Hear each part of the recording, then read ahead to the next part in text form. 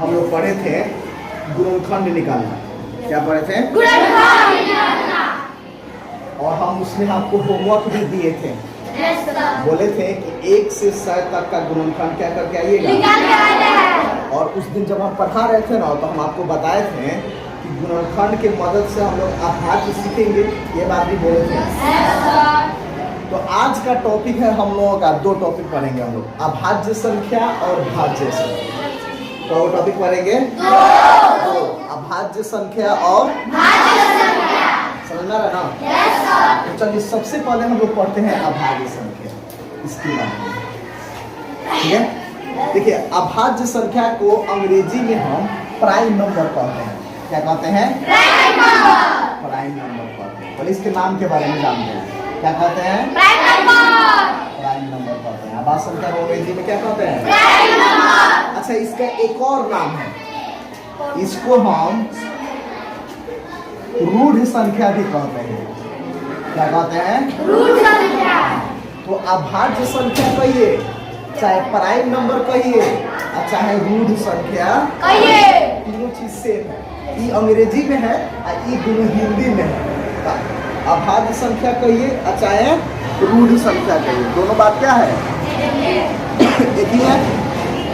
अब समझना क्या है कि अभाज्य संख्या होता क्या है। तो बहुत आसान भाषा है। अगर आप गुणनखंड निकालना सीख गए हैं ना, तो अभाज्य आपको चुटकी में आ जाएगा। अगर आपको गुणनखंड निकालना नहीं आता है तो अभाज्य में आपको प्रॉब्लम होगा। देखिए अभाज्य का परिभाषा होता है कि वैसी संख्या जिसका सिर्फ 2 ही गुणनखंड हो। वैसी संख्या जिसका सिर्फ कौ गुणनखंड हो, और वह कौन कौन हो? एक और वह स्वयं। एक और वह स्वयं। तो अगर इसका परिभाषा कोई आपसे पूछ दे कि अभाज्य संख्या किसे कहते हैं, तो आपको बस इतना ही कहना है कि सर हम अभाज्य संख्या उसे कहते हैं कि जिसका सिर्फ 2 गुणनखंड हो। तो फिर पूछेंगे सर कि वह दोनों गुणनखंड कौन कौन होना चाहिए? तो वह दोनों गुणनखंड एगो 1 होना चाहिए और एगो वह खुद संख्या ही क्या होना चाहिए? होना चाहिए।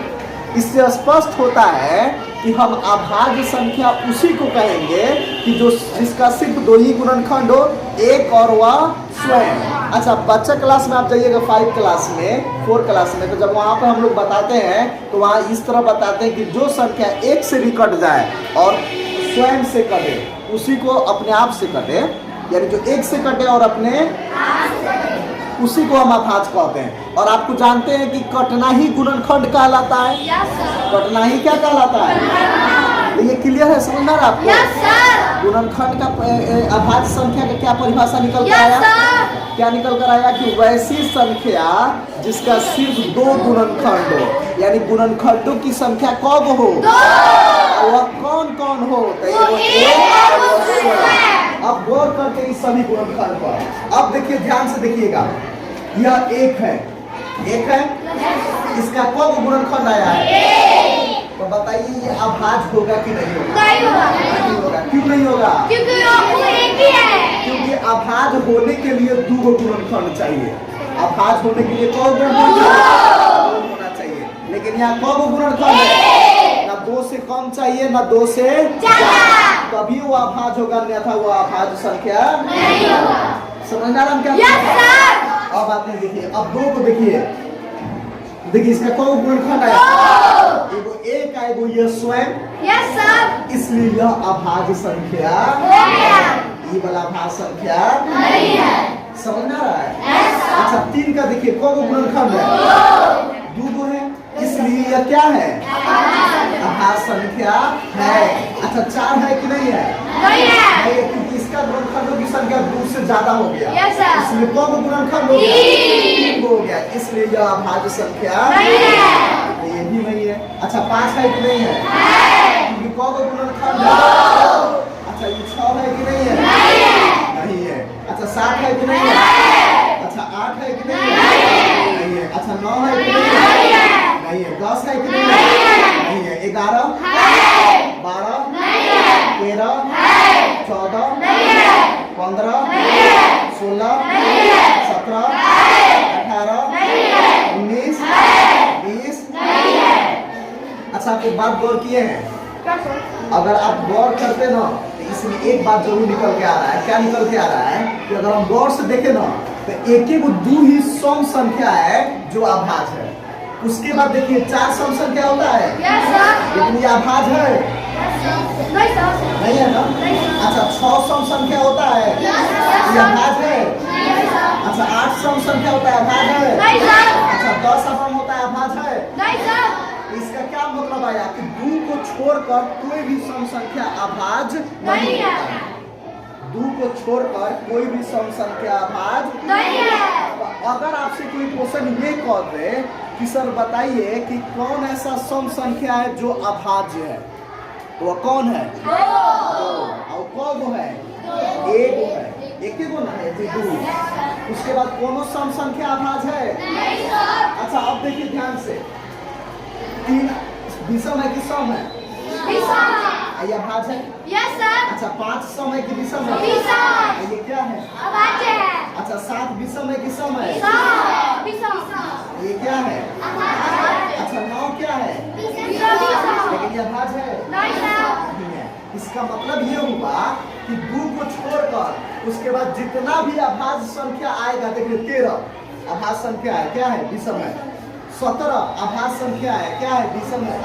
19 क्या है? विषम है और अभाज्य भी है। यानी 2 के बाद यानी 2 को छोड़कर कोई भी अभाज्य होगा तो लगता है कि विषम ही होगा। वो क्या है?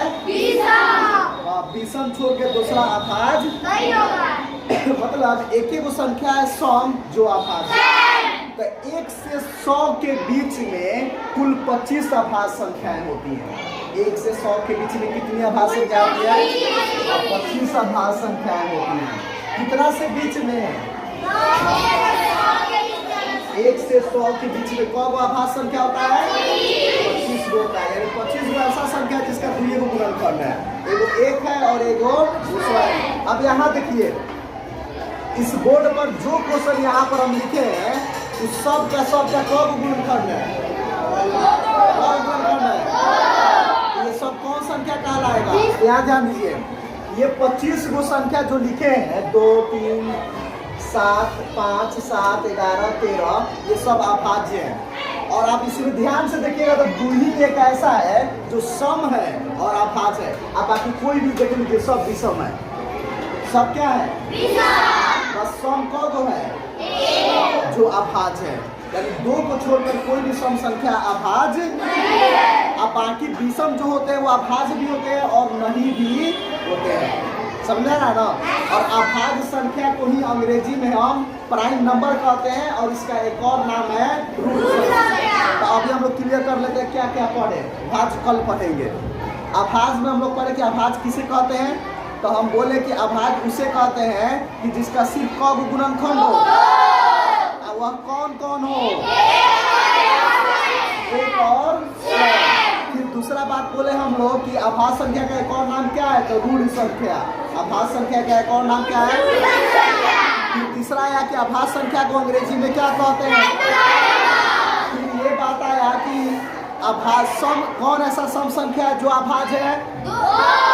2 है जो क्या है? अभाज्य। अच्छा 2 को छोड़कर बाकी कोई भी सम संख्या अभाज्य नहीं है।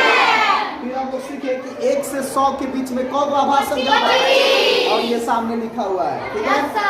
अब बात एक और चीज आता है, क्या आता है ध्यान दीजिएगा। सबसे छोटी अभाज्य संख्या 2 से ना शुरू हो रहा है अभाज्य। जो चीज जहाँ से शुरू होता है वही ना सबसे छोटा होता है। इसलिए 2 जो होगा सबसे छोटी अभाज्य संख्या होगा। चलिए हो गया, जाइए जाओ जाओ जाओ।